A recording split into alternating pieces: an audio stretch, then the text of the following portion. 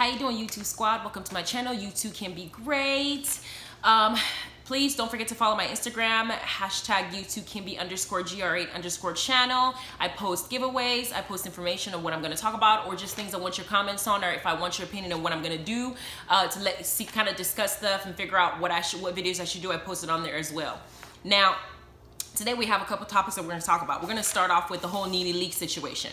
Apparently, Nene Leakes allegedly spit on Kenya Moore this coming season coming up for Real Housewives of Atlanta. Now, I don't know if you guys saw the review or the trailer that's been going around. Nene and Kenya are supposed to have this huge thing going on between the both of them that's going to create a problem that's going to be circulated throughout the entire season. And this spit was supposed to have happened during the finale. Now, we remember that last season, Kenya was pregnant. She wasn't in the season. Nene was going through this whole situation with cancer with Greg, and she was being incredibly selfish, and I did not like how she carried herself, because this man is fighting for his life and all she could do is think about herself. And for me, she left a bad taste in my mouth behaving that way. To add insult to injury, in the reunion, she basically said, I'm the one dealing with this shit. I'm looking at her like Greg is sitting right next to you and the man is fighting for your life and you're thinking about yourself. Now, she had an issue with Cynthia. Cynthia had a party at the end, and Cynthia invited Kenya, but claimed that she didn't know that Kenya was coming. And her and Candy confirmed that she didn't know that Kenya was coming. And Nene had a huge issue because she didn't get along with Kenya. And the last time she saw Kenya, Kenya was pregnant. She called her a buffalo. Tell her that she's carrying a buffalo.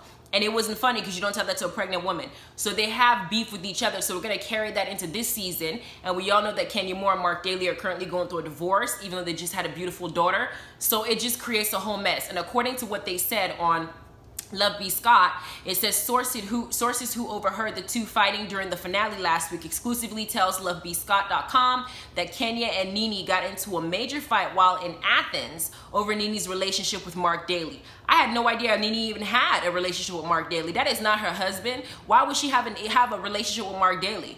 It seems like she's being messy. Marc is Kenya's husband, soon-to-be ex-husband. Why the hell are you having a relationship with somebody who you're no longer friends with? You just be messy. I don't see how that benefits her, because she didn't take the time to talk to Marc Daly when her and Kenya were, when Kenya was good in the relationship, and her and Kenya weren't friends, but she was good. They weren't friends. All of a sudden now you're friends with her soon-to-be ex-husband, and that she's having issues with him for what? You want to pump him for information? Apparently that's what I see. Messy ass. Now it says, here's what allegedly went down in Athens. Kenya confronted Nene after hearing that she'd been talking to Marc behind her back.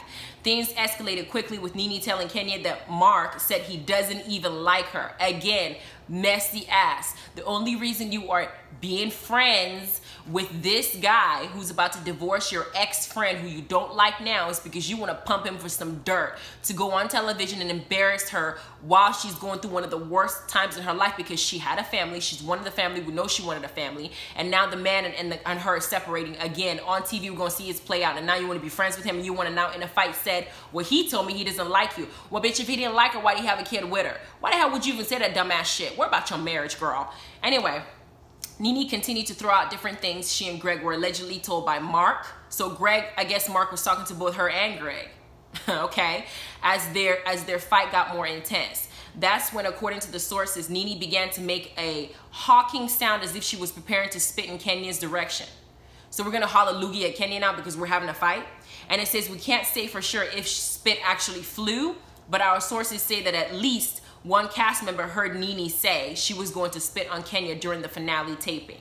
As previously reported, Nene and Kenya got into a major altercation and nearly got physical with each other earlier in the season during the cast trip to Toronto. Okay, so Nene and Kenya are getting along, and her go-to is to go and now make friends with her ex, put her business out there on TV. When Kenya confronts her, you gonna spit on her? I used to be a fan of Nene.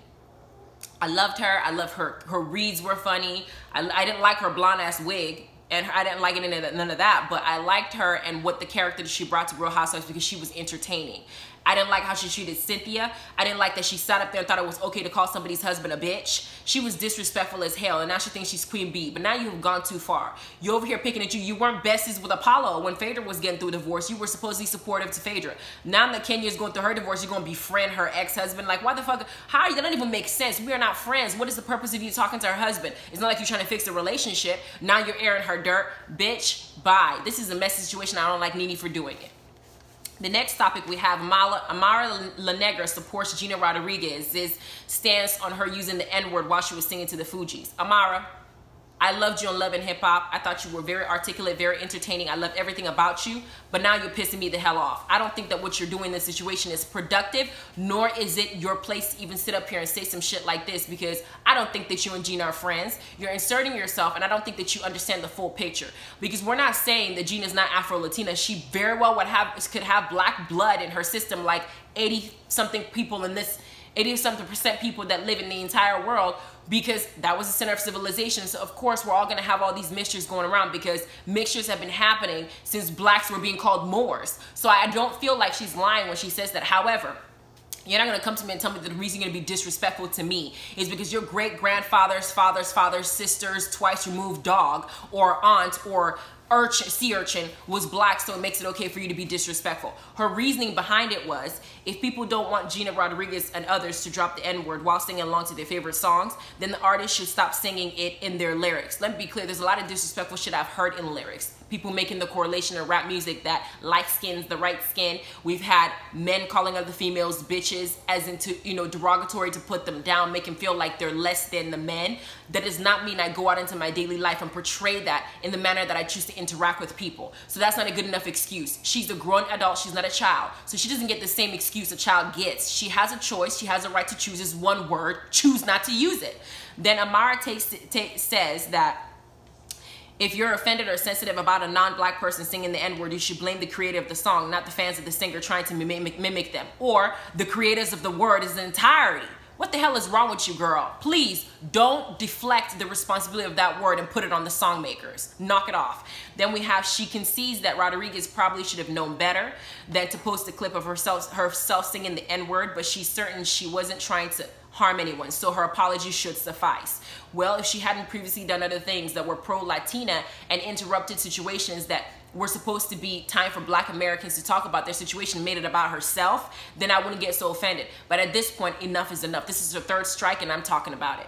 Besides, Amara says, a lot of Latinos are raised alongside African Americans and are used to hearing the word and feel it's acceptable for them to use it once again, as long as they aren't using it maliciously. What the hell?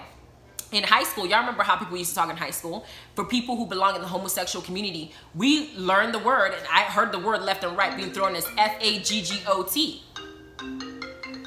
Sorry, I had a call, but I heard the word being said F-A-G-G-O-T, both as an insult towards that members of that community, as a term of endearment between members of that community. I, however, do not identify with members of those community. I don't understand their struggle. I don't understand what saying that word means to them and how it hurts them. So I don't feel like, even though I hear it in a song, even though I hear people say it because they think it's funny, even though I hear some of them refer to themselves as a joke, I don't feel like I need to go and use that word, because it's not my place to even use that word. So I choose not to. The same applies when using the N-word and any other derogatory terms that are race specific. Don't say it because you don't understand it. So use other words other than that. Use other different. Why is it you have to say that? It's one word. It's one word, literally. One word. Don't say it, and Amara, don't defend it.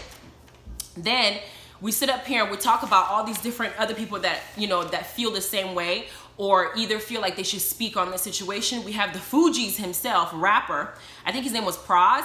He says that when it comes to singing the N-word, Gina Rodriguez has to earn a pass. Has she earned the pass? He said, let it be known that only certain Latin people who have contributed to the culture and those deeply embedded in the black community are given an honorary pass to say the word while singing a song.